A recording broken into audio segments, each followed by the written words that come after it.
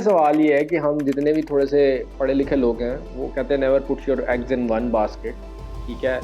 तो एक नई कंपनी अभी भी अगर देखा जाए तो उसको 3-4 साल हुए हैं, टेक जिसका लोगों को पता भी नहीं है, उससे डर भी लगता है जिस चीज़ का आपको नहीं पता होता। फिर आप भी हलाल हराम की भी हमें बहुत ज़्यादा वो एक ब्लर सी लाइन है। तो ये दो तीन की एक डाइवर्सिफिकेशन और ये हलाल हराम को ये आपने किस पैमाने पे जज किया, उसके क्या आप सोचा? एक तो ये कि पहली बात तो आपने की ना कि वो नई कंपनी है और उसकी थोड़ी सी रिस्क टेकिंग प्रोफाइल मेरी है।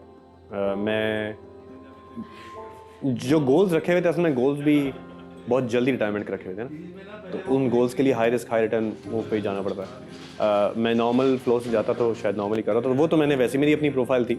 मैं I am more incline towards जो चीज़ मुझे समझ में आती है तो मैं उस तरफ थोड़ा सा अपनी हंच के ऊपर भी बैट कर लेता हूँ। मुझे लोग समझ में आए थे, मुझे ये समझ में आती थी कि लोगों की इंटेंट ठीक है।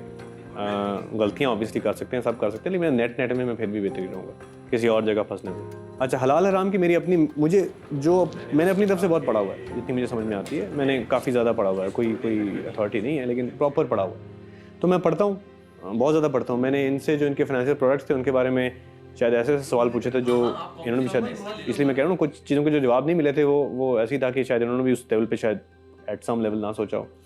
लेकिन मैंने छोटी छोटी चीज़ें तो कुछ मैंने पढ़ा हुआ है, तो मुझे जहाँ तक समझ में आई मुझे सही लगा। जिस तरह प्रोडक्ट्स बने हुए हैं मुझे बिल्कुल समझ में आई, तो वो फिर अपनी अंडरस्टैंडिंग है मेरे ख्याल से। लेकिन मुझे ये पता था कि वो सूद वाला काम नहीं हो रहा, वो उसकी एक डेफिनेशन है, वो मुझे डेफिनेशन आती हैं सारी, तो वो डेफिनेशन पे नहीं वो बैठता।